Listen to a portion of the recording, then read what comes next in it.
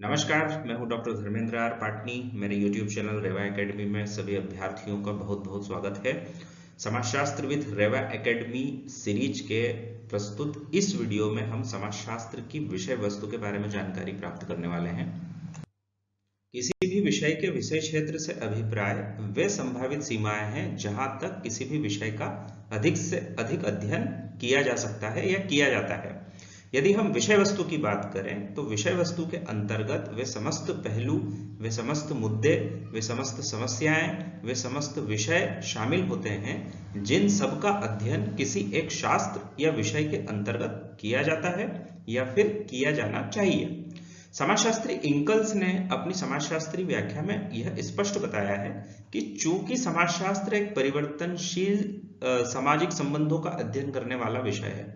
इसलिए समाजशास्त्र के अध्ययन क्षेत्र और विषय वस्तु को स्पष्ट तौर पर निर्धारित करना और परिभाषित करना कुछ जटिल कार्य है। किंतु फिर भी अलेक्स इंकल ने समाजशास्त्र की विषय वस्तु के निर्धारण के 3 तरीके हमें बताए हैं। नंबर 1 ऐतिहासिक पथ, नंबर 2 आनुभविक पथ और नंबर 3 विश्लेषणात्मक पथ। ऐतिहासिक पथ, इस पथ के अंतर्गत समाजशास्त्र की विषय वस्तु के निर्धारण का क्या तरीका होगा, इस विषय में अलेक्स इंकल्स ने यह स्पष्ट किया है कि प्रारंभ के जितने भी समाजशास्त्री हैं, जितने भी विद्वान हैं, जिन विद्वानों और समाजशास्त्रियों ने समाजशास्त्र को स्थापित करने के लिए अपना अहम और महत्वपूर्ण और प्रारंभिक योगदान दिया है, हम उनके लेखों का अध्ययन करेंगे, उनके सिद्धांतों का अध्ययन करेंगे और यह पता करेंगे कि उनके लेखों और सिद्धांतों में किन पहलुओं को और किन विषयों को शामिल किया गया था। उस काल के विद्वानों के द्वारा बताए गए और अध्ययन में शामिल किए गए वे समस्त पहलू और विषय समाजशास्त्र की विषय वस्तु के रूप में शामिल किए जाएंगे। ऐतिहासिक पथ के द्वारा समाजशास्त्र की विषय वस्तु का निर्धारण करने के लिए विद्वान और समाजशास्त्री सोरोकिन ने अपना महत्वपूर्ण योगदान प्रदान किया है। समाजशास्त्री सोरोकिन ने अपनी विश्व प्रसिद्ध एक महत्वपूर्ण किताब कंटेम्परेरी सोशियोलॉजिकल थ्योरीज में 1000 से भी ज्यादा उन विद्वानों और उन समाजशास्त्रियों के कार्यों, उनके द्वारा प्रतिपादित सिद्धांतों और उनके द्वारा लिखित लेखों का विस्तार से ब्यौरा प्रस्तुत किया है, जिन समाजशास्त्रियों ने और जिन विद्वानों ने समाजशास्त्र को स्थापित करने के लिए अपना महत्वपूर्ण प्रारंभिक योगदान प्रदान किया था। समाजशास्त्री सोरोकिन की ही तरह समाजशास्त्री हार्वर्ड बेकर तथा हैरी एल्मर बार्नेस की एक महत्वपूर्ण पुस्तक social thought from lore to science में भी समाजशास्त्री इतिहास का विस्तार से जिक्र मिलता है। इस किताब में हैरी एल्मर बार्नेस तथा हार्वर्ड बेकर ने भी उन समस्त समाजशास्त्रियों, उन समस्त विद्वानों के द्वारा किए गए शोध कार्यों, उनके द्वारा प्रस्तुत एवं प्रतिपादित सिद्धांतों का विवरण प्रस्तुत किया है, जिन विद्वानों ने समाजशास्त्र को स्थापित करने में अपना बौद्धिक योगदान प्रदान किया था। यदि हम विषय वस्तु के दृष्टिकोण से देखें तो फ्रांस के विद्वान और समाजशास्त्र के पितामह ऑगस्ट काम्ट ने समाजशास्त्र को 2 भागों में विभाजित किया है, सामाजिक स्थैतिकी और सामाजिक गतिकी। यदि हम सामाजिक स्थैतिकी की बात करें तो सामाजिक स्थैतिकी के अंतर्गत ऑगस्ट काम्ट ने कहा है कि समाज में व्याप्त सभी आर्थिक संस्थाएं, राज्य तथा परिवार का अध्ययन किया जाना चाहिए। इन सभी संस्थाओं का आपस में क्या संबंध है, इसका अध्ययन भी समाजशास्त्र करेगा। सामाजिक स्थितिकी में आगे ऑगस्ट काम्ट बताते हैं कि किसी भी सामाजिक व्यवस्था के जो विभिन्न अंग हैं, जो विभिन्न भाग हैं, उपभाग हैं, उन सबकी आपस में क्रिया और प्रतिक्रिया के क्या विशेष नियम हैं, इन नियमों का अध्ययन भी समाजशास्त्र को करना चाहिए। समाज के जितने भी अंग हैं उनके स्वतंत्र अस्तित्व को ऑगस्ट काम्ट स्वीकार नहीं करते हैं। सभी अंगों को एक दूसरे के संबंध में ही देखा जाना चाहिए और एक दूसरे के संबंध में देखकर ही समाजशास्त्रीय दृष्टिकोण से समाज का और सामाजिक भागों का अध्ययन भी किया जाना चाहिए। इसे सामाजिक सार्वभौमिक अंतर संबंध का सिद्धांत कहते हैं। यदि हम सामाजिक गतिकी की बात करें तो ऑगस्ट काम्ट के अनुसार सामाजिक गतिकी में संपूर्ण समाज को, संपूर्ण सामाजिक व्यवस्था को एक इकाई की तरह देखा जाता है और एक इकाई मानकर अध्ययन किया जाता है तथा यह भी ज्ञात करने का प्रयास किया जाता है कि इस एक संपूर्ण इकाई का इस्टेब्लिशमेंट कैसे हुआ है, इसका निरंतर विकास कैसे हुआ है तथा इसमें समय के साथ क्या क्या परिवर्तन और बदलाव उत्पन्न हुए हैं। यदि हम ब्रिटेन के समाजशास्त्री और विद्वान जो कि साम्यवाद के जनक हैं हार्वर्ड स्पेंसर के मत की बात करें तो आपके अनुसार समाजशास्त्र में परिवार, राजनीतिक संस्थाएं, धर्म, सामाजिक नियंत्रण, समुदाय, श्रम विभाजन, सामाजिक विभेदीकरण तथा सामाजिक स्त्रीकरण जैसे पहलू और विषय समाजशास्त्र की विषय वस्तु के रूप में शामिल किए जाने चाहिए। ऑगस्ट कॉम्टे के उत्तराधिकारी और फ्रांस के प्रमुख समाजशास्त्री इमाइल दुर्खिम के मत के अनुसार सामाजिक तथ्य समाजशास्त्र की मुख्य विषय वस्तु है। अपनी विश्व प्रसिद्ध किताब the rules of sociological method में इमाइल दुर्खिम ने सामाजिक तथ्य की परिभाषा और विशेषताओं का विस्तार से उल्लेख किया है और यह भी स्पष्ट किया है कि समाजशास्त्र के अंतर्गत सभी समाजशास्त्रियों और शोधार्थियों को केवल और केवल सामाजिक तथ्यों का संकलन और उनका विश्लेषण कर उसी के अध्ययन पर अपना पूरा ध्यान केंद्रित करना चाहिए। एनी सोशियोलॉजिक नाम से समाजशास्त्र के अंतर्गत इमाइल दुर्खिम ने एक पत्रिका प्रकाशित की थी। एनी सोशियोलॉजिक को उन्होंने 7 खंडों में विभाजित किया है। सामान्य समाजशास्त्र, धर्म का समाजशास्त्र, कानून तथा नैतिकता का समाजशास्त्र, अपराध का समाजशास्त्र, आर्थिक समाजशास्त्र, जनांकिकी तथा सौंदर्य का समाजशास्त्र। अर्थात एनी सोशियोलॉजी के इन सभी खंडों के यह जो विषय हैं यह सब भी दुर्खिम के अनुसार समाजशास्त्र की विषय वस्तु के अंतर्गत शामिल किए जाने चाहिए। इसके अतिरिक्त सामाजिक संस्थाओं को भी इमाइल दुर्खिम ने समाजशास्त्र की विषय वस्तु में प्रमुख रूप से शामिल किया है।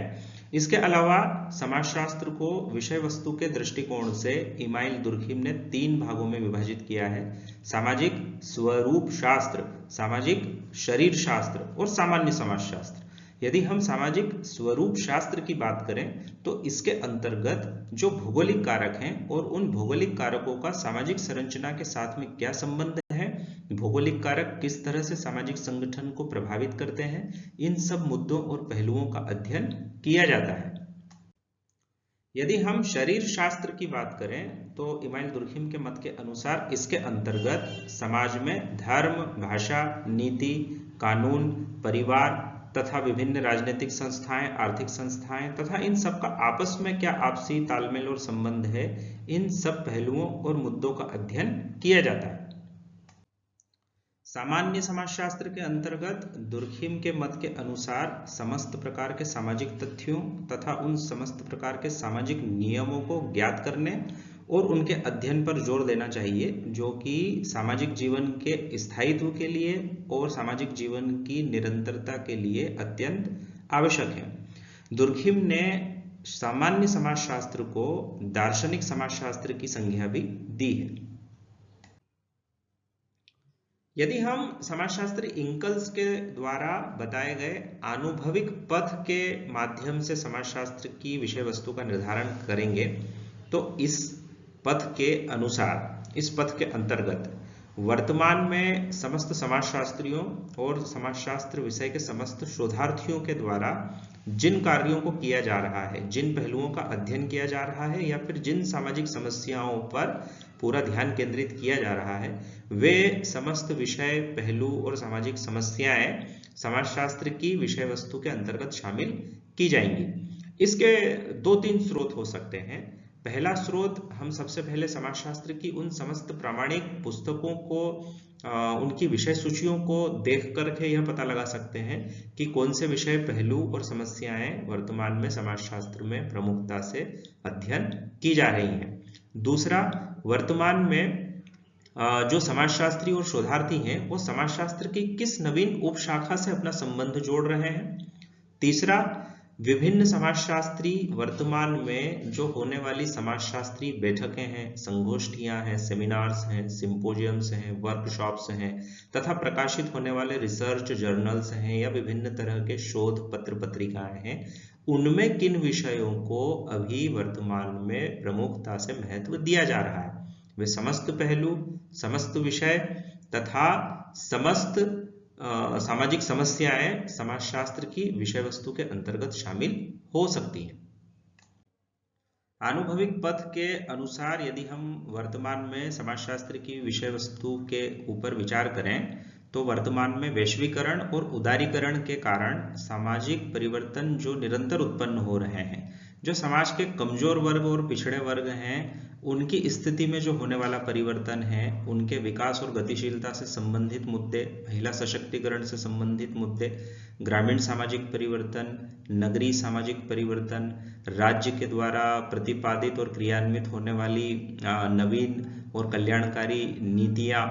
इसके अतिरिक्त वैश्वीकरण के कारण जो निरंतर सामाजिक बदलाव हो रहे हैं, जाति और वर्ग की स्थिति में जो बदलाव उत्पन्न हो रहे हैं,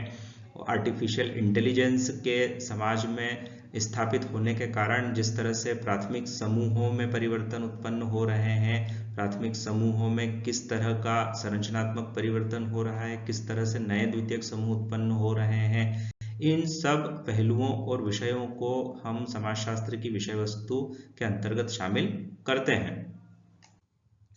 समाजशास्त्र की विषय वस्तु के विश्लेषणात्मक पथ में एलेक्स इंकल्स ने यह बताया है कि दूसरे जितने भी सामाजिक विज्ञान हैं, उन समस्त सामाजिक विज्ञानों के द्वारा जिन भी पहलुओं और विषयों को छोड़ दिया गया है, जिन विषयों, मुद्दों और पहलुओं को दूसरे समाज विज्ञानों ने अपने अध्ययन के दायरे में शामिल नहीं किया है, वे समस्त पहलू, विषय और मुद्दे समाजशास्त्र की अध्ययन वस्तु होंगे और समाजशास्त्र की ही यह जिम्मेदारी है कि उन समस्त पहलुओं, मुद्दों और उन समस्त समस्याओं का अध्ययन समाजशास्त्र के द्वारा किया जाए। इस मत पर कुछ विद्वानों का यह कहना है कि इस प्रकार से समाजशास्त्र का कोई एक तय और विशिष्ट कार्यक्रम नहीं रह जाएगा और समाजशास्त्र कई सारे अलग अलग प्रकार के विषयों का एक मिश्रण और झमेला बनकर रह जाएगा। किंतु इस पर एलेक्स इंकल्स फिर स्पष्ट करते हैं कि ऐसा नहीं होगा, क्योंकि कुछ ऐसे विषय होंगे जैसे सामाजिक संस्थाएं, सामाजिक संबंध, सामाजिक समूह, इन विषयों और पहलुओं का अध्ययन समाजशास्त्र के अंतर्गत ही विशेष तौर पर किया जाएगा और समाजशास्त्र की ही यह जिम्मेदारी होगी कि वह अन्य बचे हुए सामाजिक पहलुओं को अपनी विषय वस्तु में शामिल करे। इस प्रकार इंकल्स ने समाज, सामाजिक संस्थाएं तथा सामाजिक संबंधों को समाजशास्त्र की महत्वपूर्ण रूप से विषय वस्तु माना है। इसके अतिरिक्त समाज के अध्ययन करने के बारे में इंकल्स ने राय व्यक्त की है कि यह कार्य दो तरह से किया जाना चाहिए। एक, समाज को आंतरिक विभेदीकृत इकाई के रूप में देखकर, यानी कि समाज के जितने भी भाग और उपभाग हैं उनमें क्या विभेदीकरण है, इस नजरिए से समाज का अध्ययन करना चाहिए। दूसरा, समाज को एक संपूर्ण इकाई के रूप में देखकर और उस इकाई की पहचान योग्य जो विशिष्ट विशेषताएं हैं उनको ज्ञात करके उस नजरिए से भी समाज का अध्ययन किया जाना चाहिए। तो प्यारे अभ्यर्थियों, समाजशास्त्र विद रेवा एकेडमी सीरीज के इस वीडियो में हमने समाजशास्त्र की विषय वस्तु के बारे में जानकारी प्राप्त की थी। आप सभी अभ्यर्थियों को मेरे वीडियोस और मेरा कंटेंट कैसा लग रहा है कमेंट बॉक्स में लिखकर जरूर बताएं। यदि आप किसी और विशेष टॉपिक पर यदि वीडियो चाहते हैं या आपका और कोई सुझाव है तो वह भी मुझे कमेंट बॉक्स में लिख करके बताएं। बहुत ही जल्द रेवा एकेडमी चैनल पीएससी के अभ्यर्थियों के लिए भी एक सीरीज शुरू करने जा रहा है, तो बने रहिए रेवा एकेडमी के साथ में। आप सभी का समय शुभ हो। बहुत बहुत धन्यवाद।